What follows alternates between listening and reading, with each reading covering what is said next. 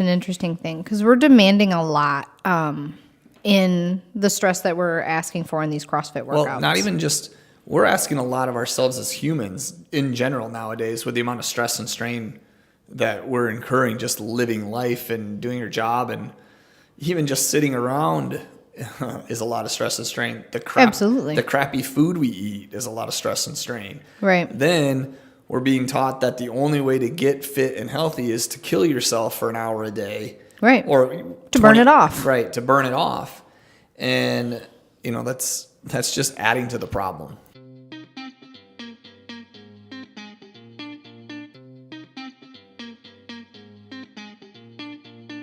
Welcome to Ticker Talk with hosts Max and Kate, podcasting from TreeTown in Ann Arbor, Michigan.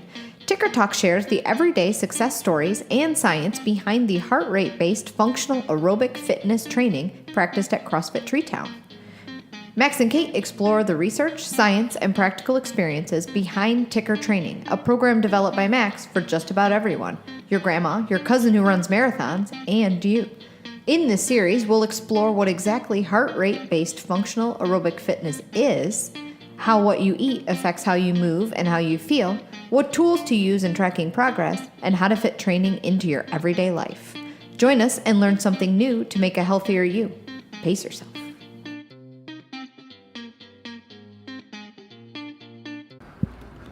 Well, Kate, I'm recording, so... How do you want to start this? How about a little welcome to Ticker Talk? I know, but then what? Like, how do you want to lead in? What are we talking about first? A check-in with how your personal programming is going? Yeah, like just talk a little bit about my checking in and why I wanted to do that. And then that can kind of lead into maybe, that might be all we get through. We could talk about checking in after you had a rough go last week.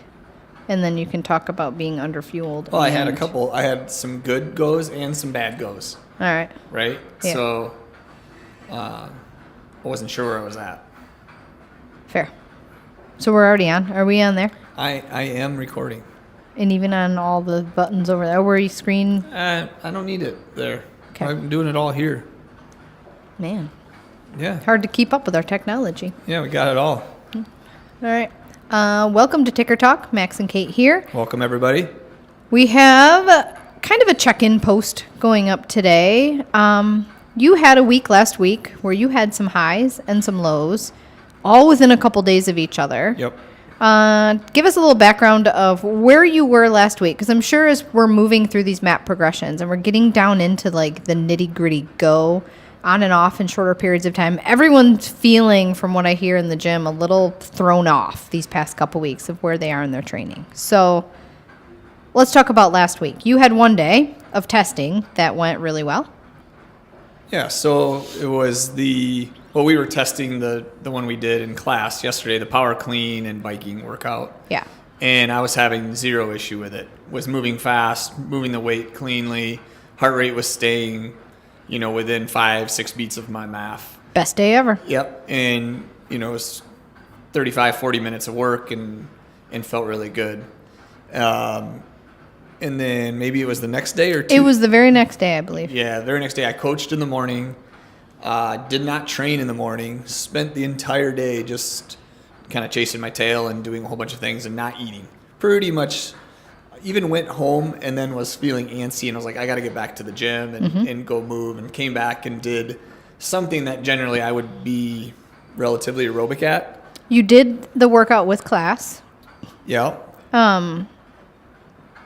I remember not everyone struggled as hard as you did that day. Yeah, well, I did that on zero fuel. Right. And it caught up to me. I saw it. I didn't feel bad. Like, I was still able to talk, kind of breathing through my nose. Yeah. But my heart was just telling me something completely different. So, and the reason that I was, I'm starting to put some things together for myself here, and I would just kind of want to share that with the members as far as where, if they're having trouble with some stuff, why they have good days, bad days, all that kind of stuff. So, just a little background. When I started training like this, at my math, I would be somebody that would eat, what I would consider clean, but definitely was having my share of carbohydrates. Sure. I would, gluten-free pizza, Ezekiel bread, things that would be, rice pasta, applesauce, and I was consuming a good bit of that kind of stuff, right? Sure. And so... And how'd you feel? I was just in and out of energy all day. Okay. Couldn't go more than an hour without snacking or eating, or without feeling poor. Sure. So when I came across, Dr. Maffetone, and I did his 2-week challenge of no junk food, no refined carbohydrates, I went through, about a 2-week period, like he says, of withdrawal from sugar. Felt poor, felt horrible. Yeah. When I took his sugar intolerance quiz, I was definitely at risk for that. Okay. Of being carbohydrate intolerant, just meaning that I don't utilize carbohydrates efficiently. And that's not true for everyone necessarily. No. This was an individualistic thing for Absolutely. you. Absolutely. And that's part of why I wanted to have this conversation, because even though I couldn't eat all of that stuff at that time, it's kind of brought me full circle, where I'm starting to just add a little bit back into my diet, and I'm starting to feel a little better. And you decided to add it in because... Yeah, because of my progress had kind of stalled out as far as my metabolic conditioning. Okay. I was utilizing fat really, really well, and you could see that on my PNOE tests. Sure. But my speed and my pace had either settled out, and I could maybe even say I was starting to regress just a little bit. Okay. So... how frequently do you do the PNOE check-ins? Yeah, so of course I'm fortunate that I know how to use the test, and I can do it often. It's been a couple weeks until today. Okay.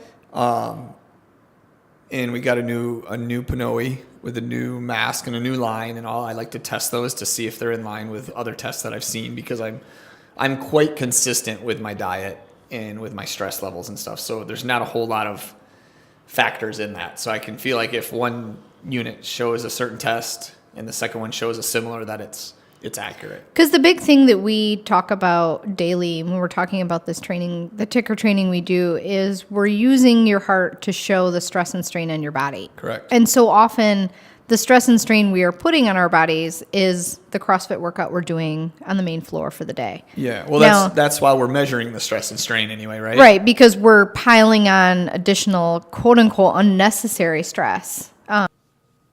Stress and strain on our body. So one thing that we emphasize in training is that your heart rate shows the stress and strain on your body. And obviously you have stress in your life, be it, stress from your job, stress from your lifestyle, your family, stress from your nutrition, getting enough or not the right stuff, and then stress from your rest. Sure. And we can only control, to an extent, some of those. So you do a good job of controlling your stressors, for the most part, you think, outside of the stress that you're putting on your body in the gym. For the most part, I do a good job with that. I have a wonderful wife that seems to handle all of our stress for us. So I just, breeze in, breeze out. Sure. But in general, I have pretty good control over my food. Right. Sleep is generally pretty darn good. Well, you have kids, so, there's that. Yeah. And again, though, the 2-year-old prefers mom in the middle of the night. So I'm generally able to maintain my stress. So when I have bad days, it's easy for me to kind of just look at it. It's very easy to find the culprit. In the day I struggled, it was just food. I didn't eat at all. Right. Because I am so good at utilizing fat now metabolically, I really can go hours with not craving or being hungry. So I have to make sure that I am thinking like an athlete from time to time.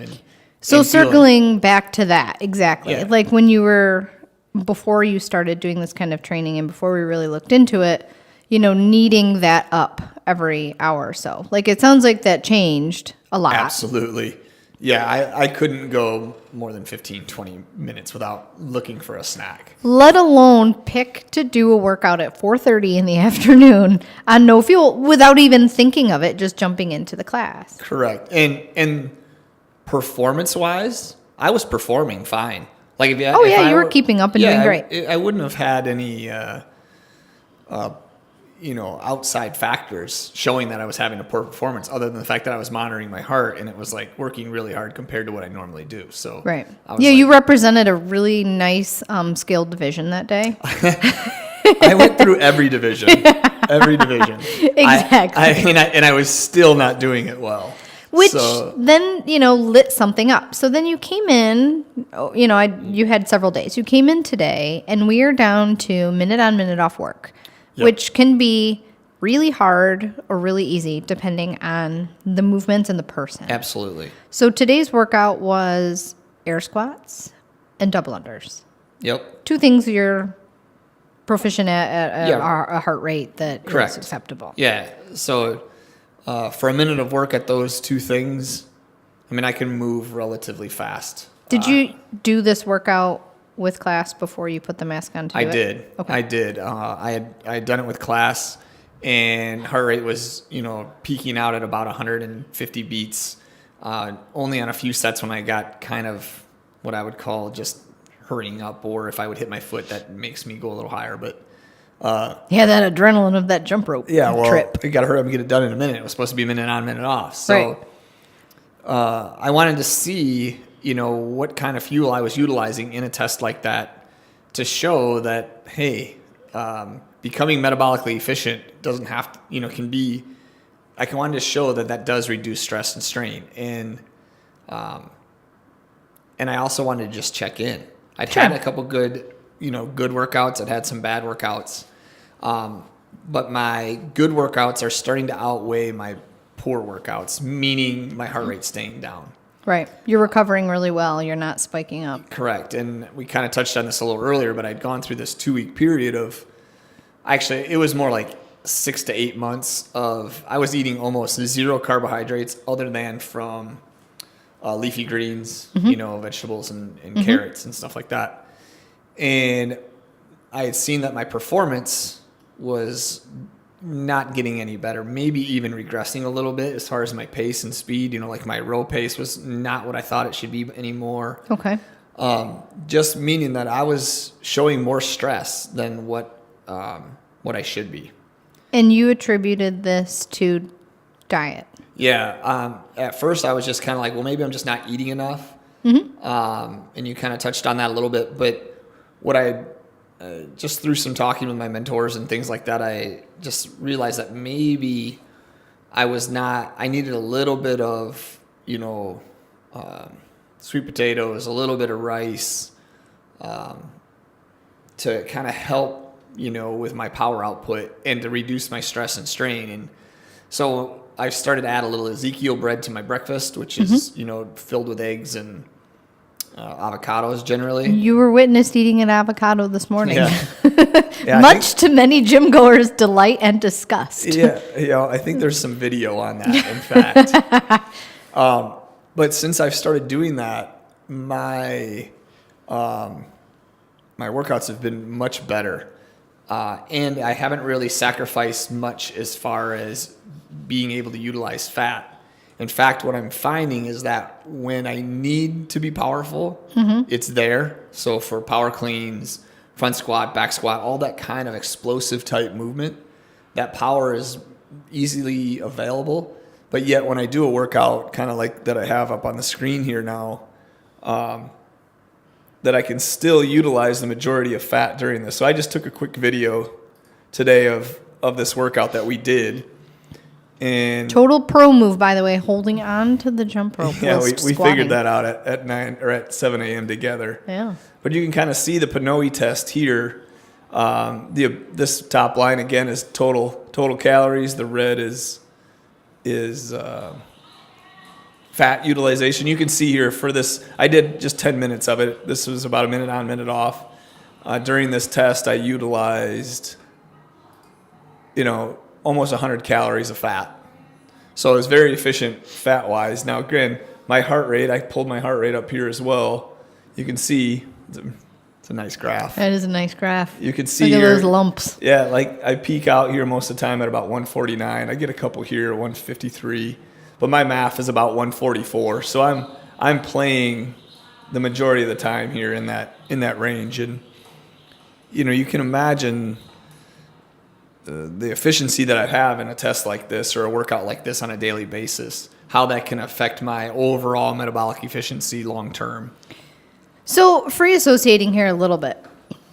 We spend a lot of time talking about why you would want to burn fat as a fuel source. Yep.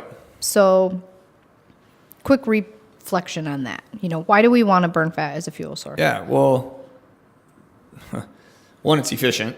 Sure. Okay, you can lose body fat doing it would be one reason. Right. The ability to go hours without having to be refueled, right, is an important thing to be able to have.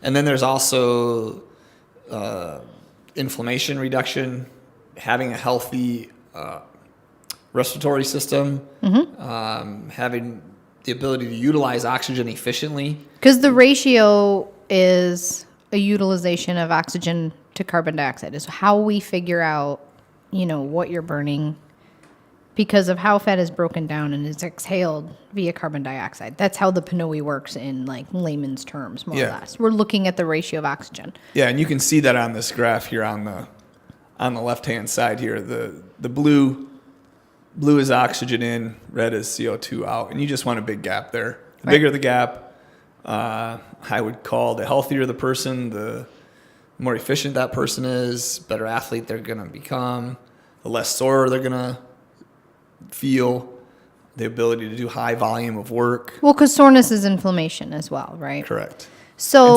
And stress, right, which we've already kind of touched on. So you've added, I would think about it like, okay, I want to burn fat for a fuel source. And I know I've spent a lot of time telling people then you need to fuel yourself properly. Right.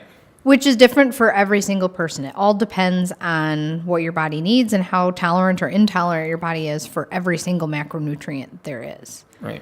And it's a big learning curve of figuring out what you need. Yeah. So it sounds like you figured out that you did not need massive quantities of carbs, but you also did not need the other swing side of massive quantities of fat.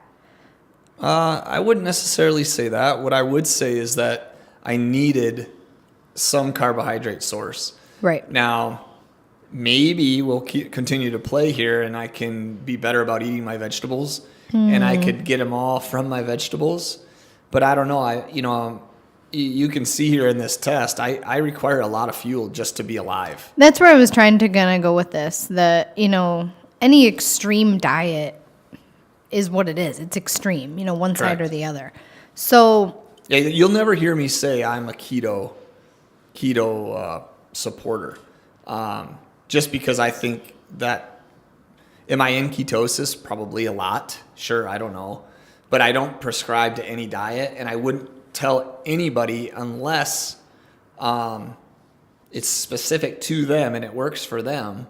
Right. That, we've done tests on people that eat what I would consider a lot of carbohydrates, and they're very metabolically efficient. Sure. So if I were to tell them to go keto and not eat carbohydrates, they would probably feel really, really bad a lot of time. Absolutely. Because they're just efficient with what they're eating, and there'd be no reason to make a major change for them. So,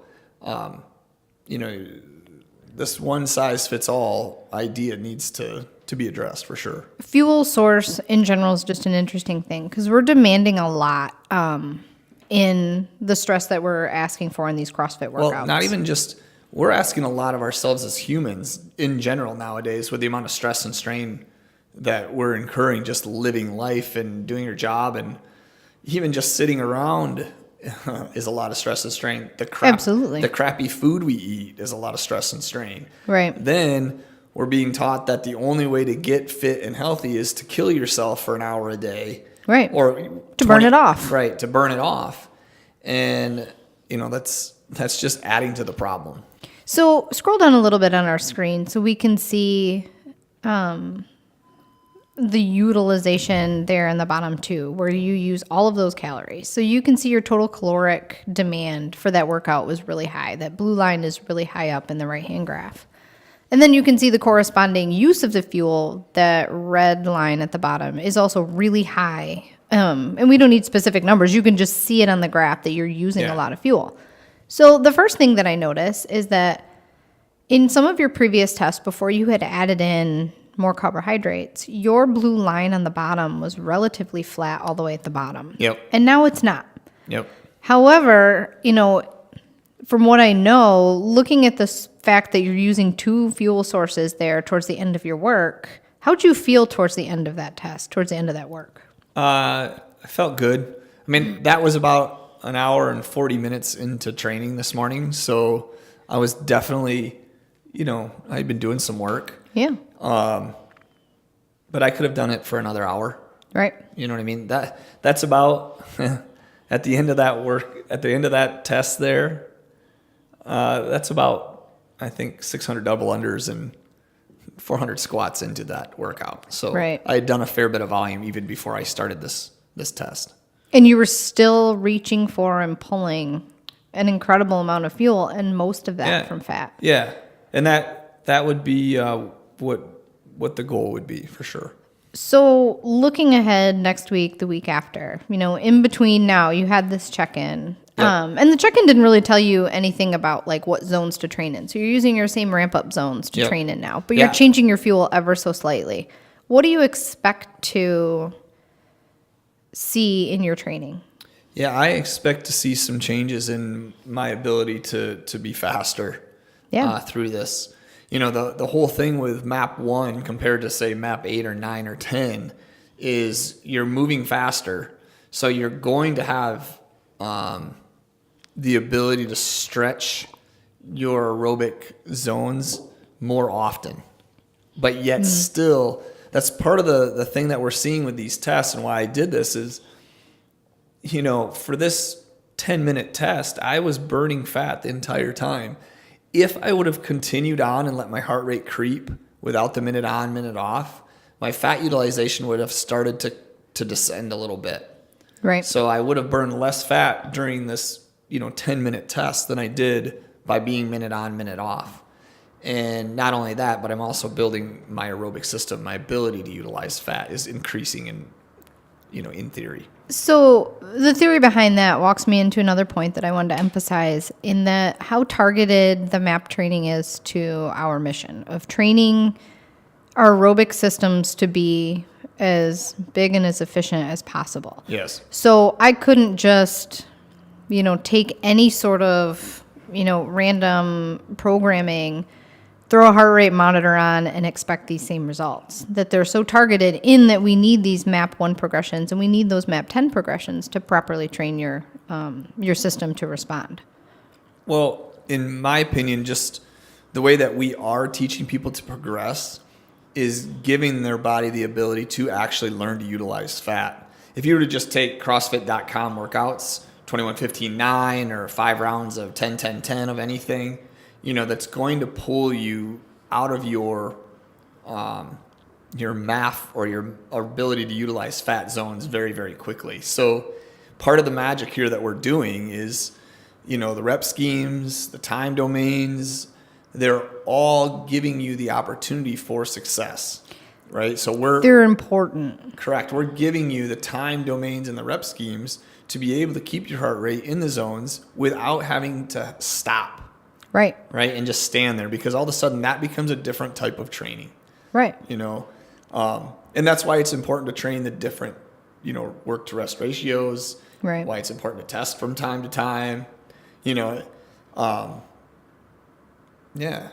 just trying to increase your overall ability to move at different speeds and understand what's going on. Which is an interesting construct as we get into minute on, minute off, and even 30 seconds on and a minute off, that some people are really great at pacing that. Yep. But some people were really great at pacing the 45 to 55 minute workouts too. Sure. And it kind of depends on the spectrum of where they are in terms of stress and strain in their bodies, how they're fueling themselves, and how efficient they're in using the fuel that they're providing. Yeah. And their essence as an athlete, as an individual as well. Right. Not everyone is meant to be explosive, and not everyone is meant to be, a long distance runner. Right. Today it was kind of cool coaching the 6 a.m. I actually got to tell people to go a little faster. Yeah. Because it was 2 rounds of essentially 10 air squats, 15 double unders. Mm-hmm. And at 6 a.m., the first minute on, they only got through 10 and 15. And I was looking at the board. I'm like, I'll bet you guys could double your speed almost and still keep it that math. And they did. Yeah. And if you think about what that workout would have done 6-8 months ago. Absolutely. One, they wouldn't have even had the ability to understand what the first pace was. They would have gone right out of the gate too hard, too fast. And to actually be able to have a conversation like, hey guys, you can actually go a little faster, we haven't been able to say that in a really long time. Right. And, the goal with this MAP training or this maffetone method or the MAF training is eventually keeping your heart rate at your MAF will be difficult, meaning you won't want to go that fast anymore. Right. Meaning, like, I don't really feel like working this hard or this fast. I've had that happen several times. And so I also have done a check-in on the PNOE, and I thought, my MAF must be a lot lower because it's really hard for me to work at this number. Yeah. No. It was not. No, you're just metabolically efficient, Kate. You're very aerobically robust. And maybe a little lazy. Yeah, that's not how. No, it was like I did the same squatting and double under workout, and I had to do it even to come close to hitting my MAF in 35 seconds. Yeah. So you were moving out. You could have handled a whole nother round of that. Probably, or maybe 30 seconds of rest and gotten the same thing out of it. Yeah, that's just somebody that's adapting and that is aerobically robust. But I had a hard time the same way. It was interesting to do. We did one with burpees and power snatch. And although my heart rate wasn't getting up, I was tired by the time I got to that 6th power snatch. It was 5 burpees and supposed to be 10 power snatch. I was tired and didn't want to go on after 6 power snatches. Not because of my heart rate, but just because of my capacity at that point in that movement. Sure, your issue is muscular endurance. Right. Right? And the ability to hold on to the bar. Right. Efficiency of movement, maybe. Not so much your aerobic system. Right. And that's an interesting thing. We're going to start to see those come up more and more and more with these shorter duration workouts. We're gonna point out your weakness here real quick. These are not. As we start getting into lactate endurance, right? Alactic power, these things that you are not as skilled at, right? And hopefully the two put together will just make you a better athlete. How do you think? But you will be very much stressed by this next cycle, this next phase. It is going to be a lot of stress and strain on your system because it's not something you enjoy. Whereas other people like myself that are more anaerobically robust and that do that a lot will adapt quite well. So how do you think you will adapt? How will you feel now that you have changed so much metabolically? I anticipate recovering really, really fast from this next cycle of anaerobic lactate endurance. Before it would just crush me and wreck me for days. I don't see that happening as much. Right. Because when I would do workouts like that, 3 minutes on, 1 minute off, 3 minutes on, 1 minute off, I would not recover in that 1 minute. Whereas when I'd look around the room, especially if I was competing with the younger athletes, they were ready to go in 30 seconds, and I'm still hands on my knees, broken down. So I'm excited to see kind of that transition and that change for sure. And that's interesting to see the people that have made it all the way up to the top of the MAP 10 and then all the way back down. And where they've struggled in this. I mean, it says a lot on what kind of athlete they are. Mm-hmm.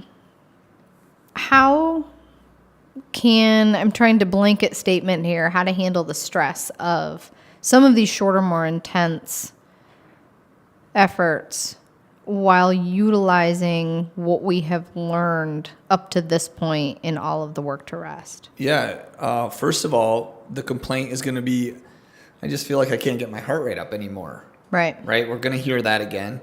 And I'll just respond with, you're welcome. It's going to be hard. It's going to feel difficult. It's going to feel bad. But because you're going so much further into your nervous system, your pace is going to be much faster than it used to be. So you don't need to go as deep. So why would you? Right. Right? I think the best way to talk to the members to make sure that, they're recovering from that work, because I'm going to throw some really high, hard intensity stuff at them. They need to make sure when it says MAP that they are doing MAP training. They are working at their math and they're chilling out to make sure that they're recovering and getting ready for the next. Because you're going to start to see some really hard efforts, potentially as often as every 3 to 5 days. We're going to see how people do it. It might start every 10 days, then every 7 days, then every 6, until we kind of, what I see is peak. And then when I start to see or hear people complaining about sore shoulders, sore knees, sore hips, that's when I know it's time to start backing off again. And we're damaging aerobic system again when I start to hear that kind of stuff. So we should be in pretty prime shape right now. So yeah, we are primed to start doing some intense work as a whole. The gym is asking for it. If you're a newer member, not quite as ready. But we should be hopefully at our peak around February, March, where we're feeling like we might not feel as good as we do right now health-wise, but our performances should be through the roof. We should be highly adapted to putting in a lot of work. Relating this to you, bringing it back around to you wanting to do this check-in, having some bad days, having some good days, both highs, both lows, figuring out dialing in what your body needs for fuel. It just makes me think now it's go time. Now it's time to play with this a little bit more. So relating this out to members, maybe do that PNOE if you have been on the fence on whether or not you want to stop working at 180 minus your age going forth. Yeah, well, the main reason to do the PNOE test is to just see, are you metabolically efficient or not? Especially when it's about to get hard. Yeah, and what do you need to do to become more metabolically efficient? Because I can tell you, on a daily basis, since I utilize fuel efficiently, I feel much better all throughout the day. Right. So, and again, that's really what the point of all of this. If we're getting serious about what are we doing here at TreeTown and with ticker training, is we're starting with creating a really healthy, robust individual. Right. And making them highly adaptable to any and all types of stress. So right now I feel like I've got us as highly as adaptable to stress as we can. Well, now I'm going to put that to test, right? I'm going to start adding stress. This comes back to, for me, it was a conversation you and I and Claire had one day sitting around the table, and we were talking about, in short, how bad do you want it? And that statement has really stuck with me in everything. How bad do you want it? Yeah, the work's going to suck, and maybe not. Maybe it's hard, maybe it's easy, but you really need to focus in on what you want in life, not just do I really want that cookie? How bad do I want it? Right. How bad do I want everything? Right. Well, and it doesn't have to be just how bad do I want the best performance? How bad do I want optimal health? Exactly. Right? 100%. And I would say and argue that finding optimal health or finding optimal performance has to go through optimal health. Yeah. At some point. And your optimal health and your optimal performance and how bad you want it has absolutely nothing to do with anybody else. Not on a daily basis. Doesn't really have to do with anybody else until you start competing and putting some type of measuring stick on it. Right. Compared to others or in competition or whatever. Right. So, I think what we're doing here, right?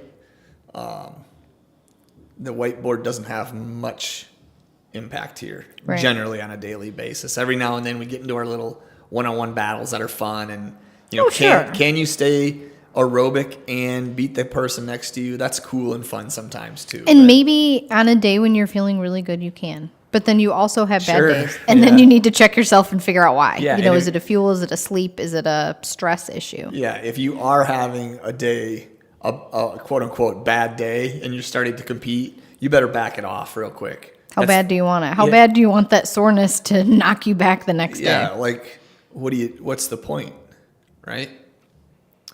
All right, Kate. Good talk. Thanks for spending some time. Yeah. Hope everybody likes our new fancy system here with all these cool cameras that we can do. And all the pictures on the wall. Yeah. We'll have to start adding some new ones after we, get used to these ones. Yeah. All right. Thanks, Kate.